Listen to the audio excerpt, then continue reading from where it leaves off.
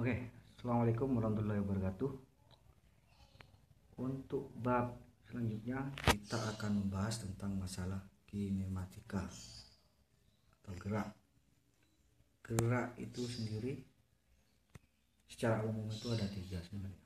Ada gerak satu dimensi, dua dimensi, tiga dimensi. Ini formalitas atau gerak relatif, bisa mengikuti dari gabungan dari ketiganya. Akan tetapi kalau kita membahas keseluruhan pasti akan memakan waktu banyak, sedangkan target kita itu banyak untuk perkuliahan satu semester. Seharusnya memang fisika itu ada fisika 1 sampai fisika 2. Makanya kebanyakan itu saya cuma membahas sampai gerak satu dimensi dan dua dimensi saja, agar untuk materi-materi yang lain bisa terlaksana juga.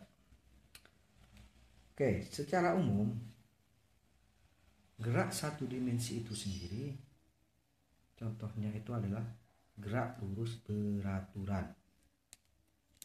Itu disingkat itu jadi GLB. Yang kedua itu gerak lurus berubah beraturan, GLBB. Mungkin Anda masih ingat waktu SMA, SMK-nya. Dan yang ketiga, gerak lurus berubah tidak beraturan. Jadi kalau ini GLBB, ini kita singkat aja gerak lurus GLB TB lah, biasanya enak nulisnya. Terus untuk dua dimensi itu sendiri adalah gerak melingkar dan gerak peluru. Melingkar dan peluru. Kebanyakan itu melingkar itu kayak sistem parabola. Dan yang untuk yang gerak tiga dimensi itu komponennya berarti itu dalam artian kartesius. Jadi ada X, Y, Z. Jadi melingkupi keadaan ketiga ini, tiga dimensinya itu sendiri. Itu secara umum gambaran dari beberapa kinematika. Kita akan membahas tentang gerak satu dimensi. Sebelum kita membahas masalah gerak, otomatis kita harus tahu dulu apa itu posisi, apa itu perpindahan, sehingga terjadi pergerakan. Kalau tidak dalam materi bahwa posisi itu biasanya dinyatakan dengan koordinat X. Misalkan saya punya misalkan di sini posisinya berarti itu X. Misalkan ini 4 berarti geraknya di 4. X-nya itu tergantung dari satuannya berapa, ya. Tapi kalau dalam materi itu diindekskan bahwa posisi itu adalah I. Berarti kalau dia di tempatnya di X, dia akan menjadi XI. Itu dapat posisinya, berarti posisinya ada di X. Selanjutnya, perpindahan. Perpindahan itu sendiri adalah selisih antara posisi kedua dengan posisi pertama. Jadi misalkan saya sekarang dari kota Sampang adalah posisi pertama menuju ke posisi Pamekasan, itu adalah posisi kedua. Selisihnya berapa? Nggak Anda kurangin. Sehingga notasinya itu akan menjadi delta X. Karena ini perpindahan delta X, berarti XF XI. Posisi terakhir dikurangi posisi awal. Atau Anda bisa tuliskan misalkan X akhir dan X awal, terserah. Ini kan misalkan XA, X awal, terserah. Nanti Anda ngerti ya bahwa ini adalah F ini sendiri adalah posisi final, ini posisi awalnya. Misalkan posisi saya dari kota Sampang pada posisi awal itu 4 dan posisi di Pamekasan itu 5, berarti Anda tinggal kurangi saja. Ini minus hasilnya, berarti ini akan membahas masalah percepatan. Ya, ini 5, berarti 5 dikurangi 4, sehingga selisihnya atau perpindahannya itu cuma 1 ya, perpindahannya itu cuma 1. Misalkan di situ di contoh tabel 1.1 ada tabel posisi awal dan posisi akhir. Misalkan di situ kita fokuskan ke A.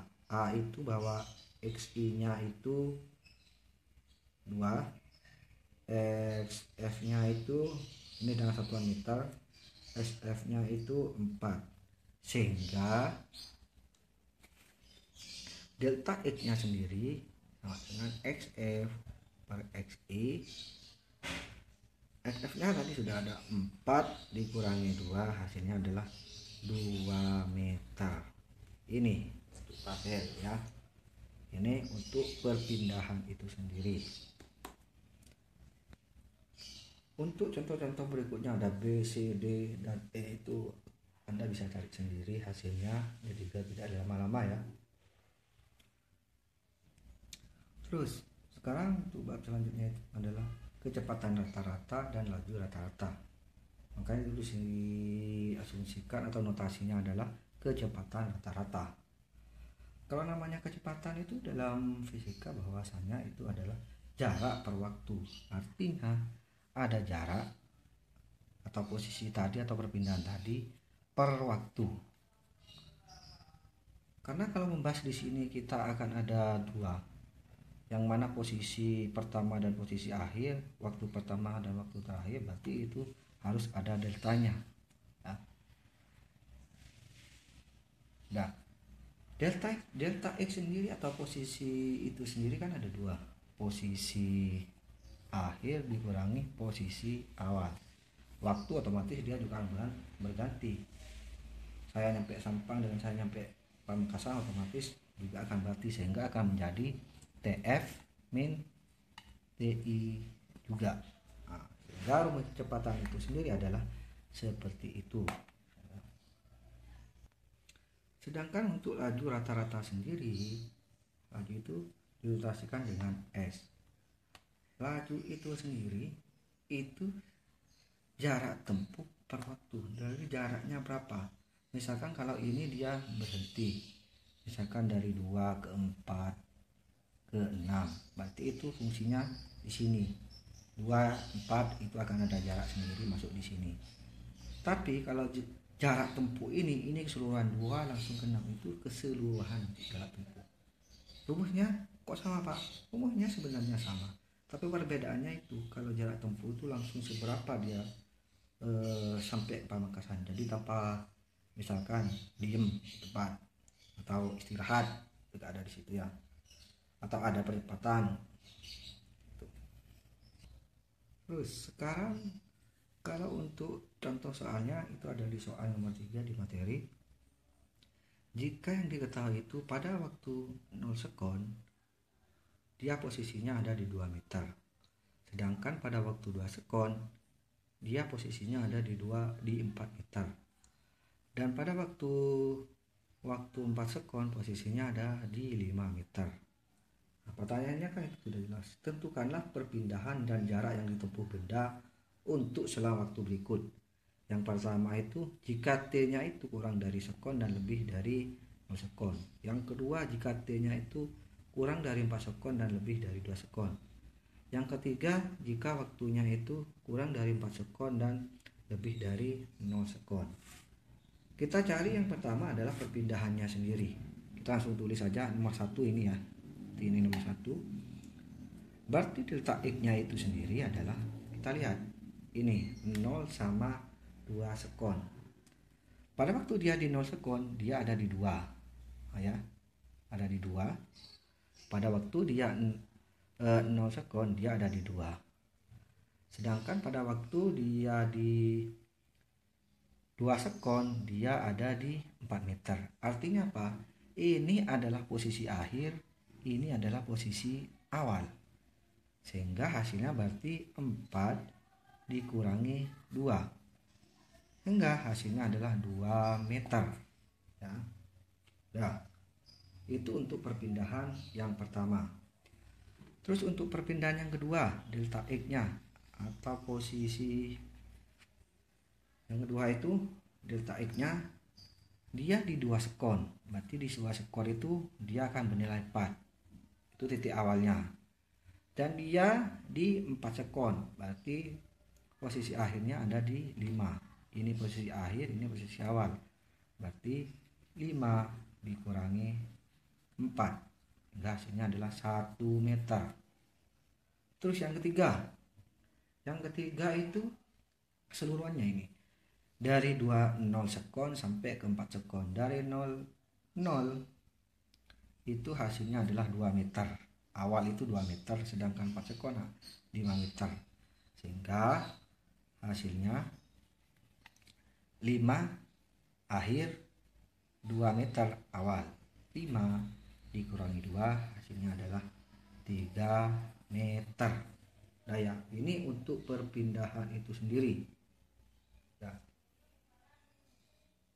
Nah sekarang untuk kecepatan rata-ratanya sendiri. Ingat, kecepatan rata-rata itu kayak tadi delta X per delta T. Sedangkan pertanyaannya yang tadi adalah yang pertama itu 0 sama 2S atau 2 sekon. Berarti ini sama ini kan. Kita tadi sudah menemukan bahwa hasilnya adalah 2 meter ya.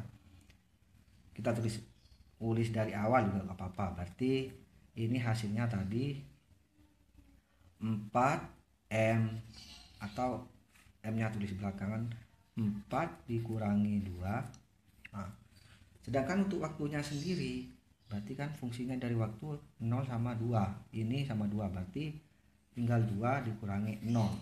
Jadi 2 sekon dikurangi 0 sekon, karena ini akhir, ini awal. Sehingga hasilnya adalah 4 dikurangi 2, 2. Sedangkan 2 dikurangi 2 hasilnya adalah 1 meter per sekon. Ini M nya, ini S nya atau sekonnya di bawah.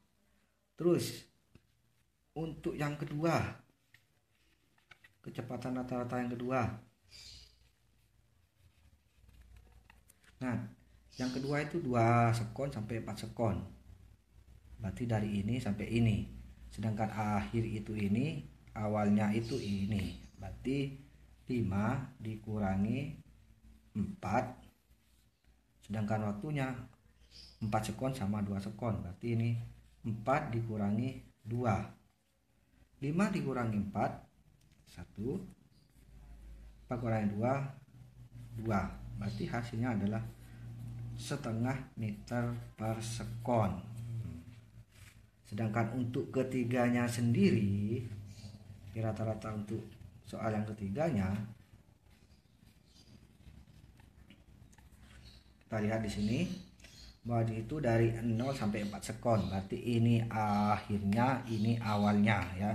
Ini awal, ini akhir. Berarti 5 dikurangi 2. Dikurangi 2 dengan sekonnya atau waktunya 4 dikurangi 0. 4 dikurangi 0. Jadi 3 dikurangi 4, atau ini bisa disederhanakan jadi 0,75 meter per sekon ya. Jadi itu untuk kecepatan rata-rata. Selanjutnya untuk laju rata-rata itu sendiri. Sedangkan untuk laju rata-rata itu sendiri, perbedaannya cuman ada di sini yang di nomor 3 ini. Sedangkan untuk yang ini dia perbedaannya sama karena jaraknya juga sama, 4 dikurangi 2 juga. Dan untuk yang nomor 2 sampai 4 sekon dia juga hasilnya juga sama ini. Yang menjadi perbedaan itu sebenarnya itu yang ada di 3 meter. Tapi kebetulan apa tidaknya kita mulai ya untuk yang ketiga, untuk yang laju rata-rata yang ketiga, karena ini kan dia langsung meloncat dari 0 sampai 4 ya.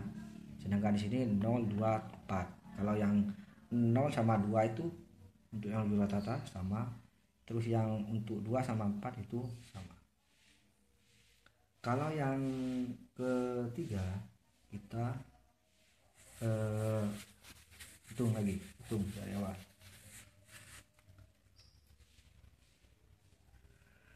Itu 0 sekon, berarti rata-rata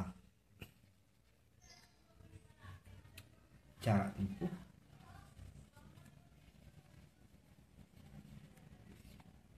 per waktu.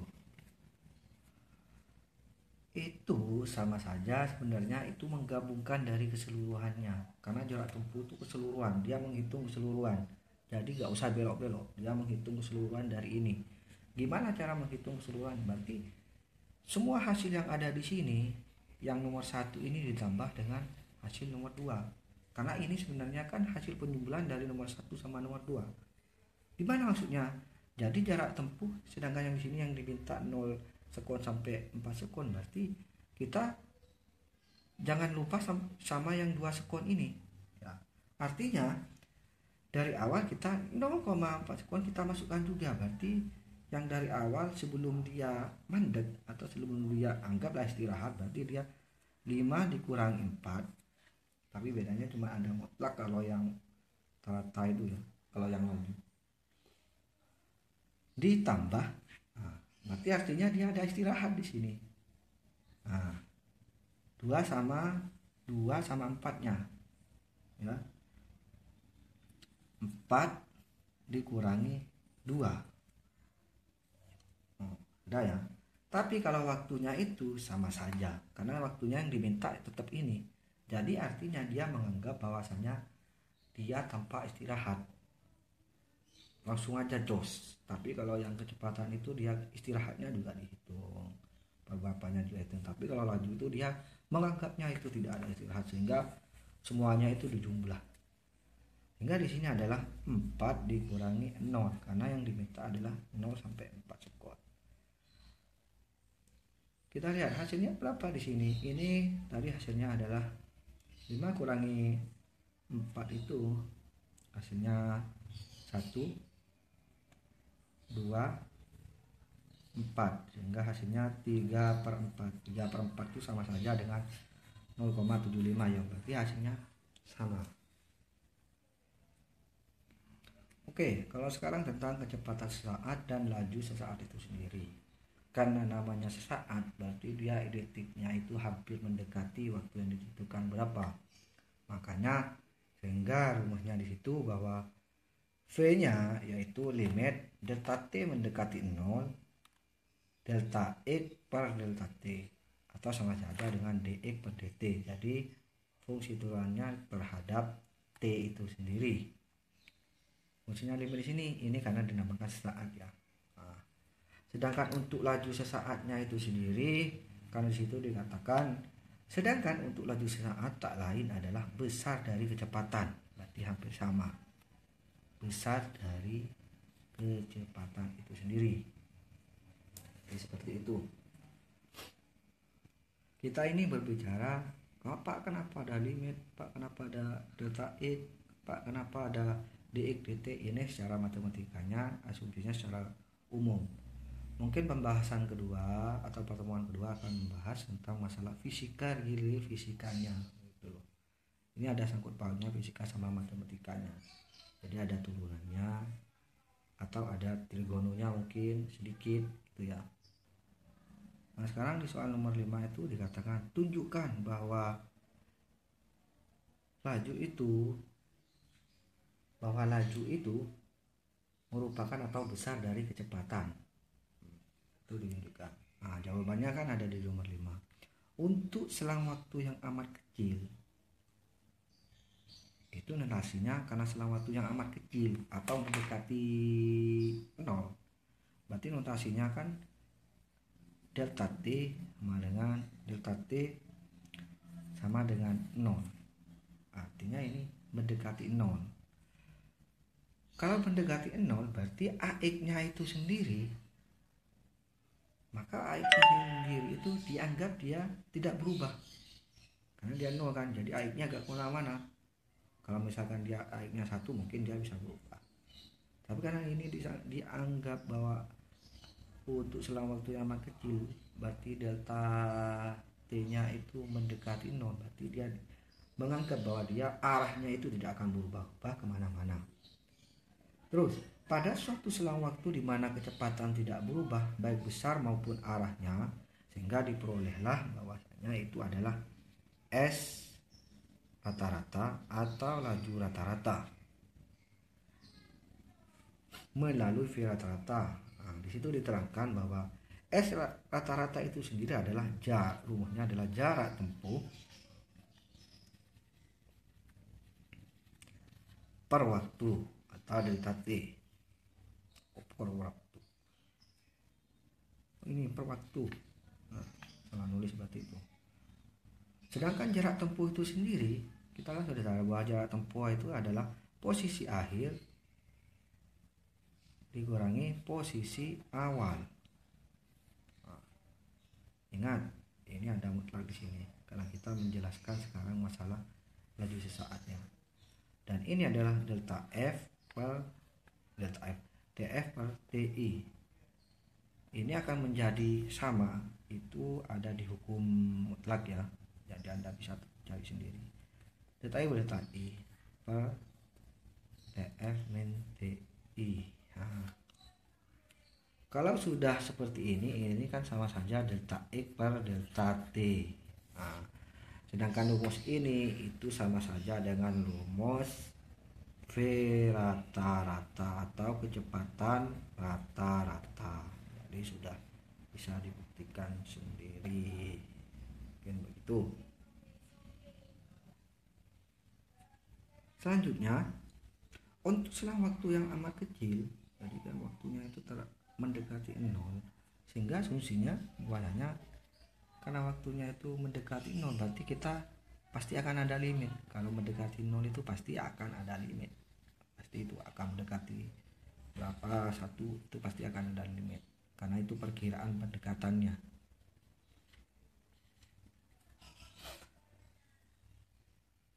Sehingga laju sesaat itu sendiri adalah limit delta T mendekati 0,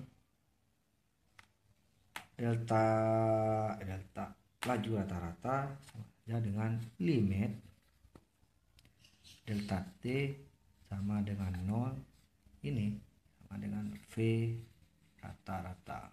Jadi sama dengan ini ya, atau sama saja dengan mutlak V. Ingat ya, kalau mutlak itu Anda mesti tahu. Terus sekarang kita membahas tentang masalah percepatan.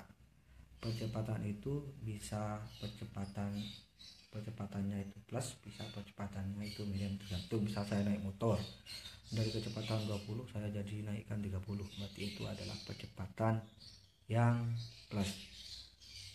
Terus kalau misalkan dari 20 saya ngerem dan menangkin jadi kecepatan 10, berarti itu percepatannya minus. Nah, sekarang kalau kita asumsikan ke dalam matematikanya bahwasanya A rata-rata sendiri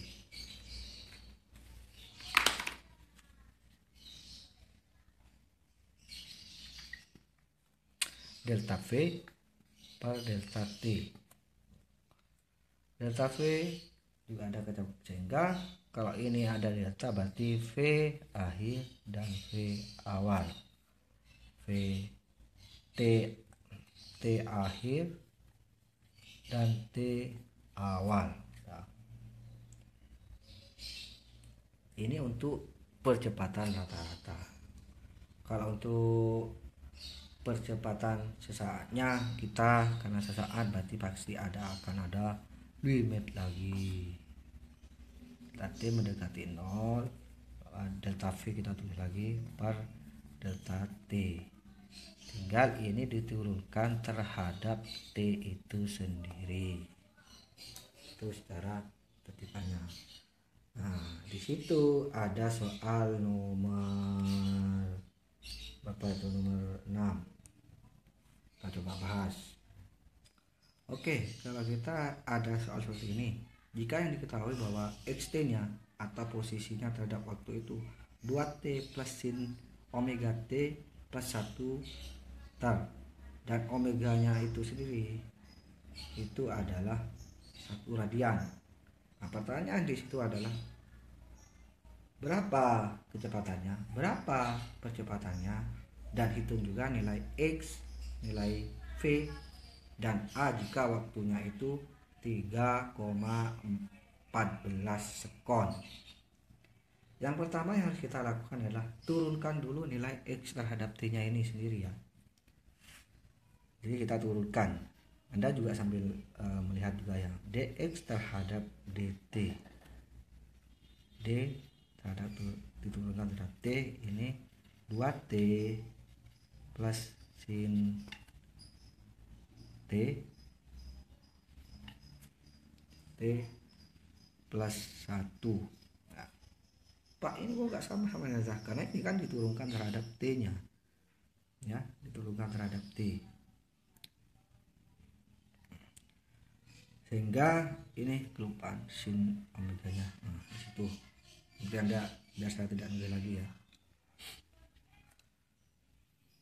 Turunan dari sini, turunan terhadap T itu sendiri, dan Anda turunkan terhadap T, berarti itu hasilnya adalah 2. Ini diturunkan terhadap T, 2T diturunkan terhadap T, berarti hasilnya adalah 2. Sedangkan sin omega T, karena omeganya itu tidak ada hubungannya, berarti sin T diturunkan terhadap T sendiri adalah cos, turunan sin ya, cos T.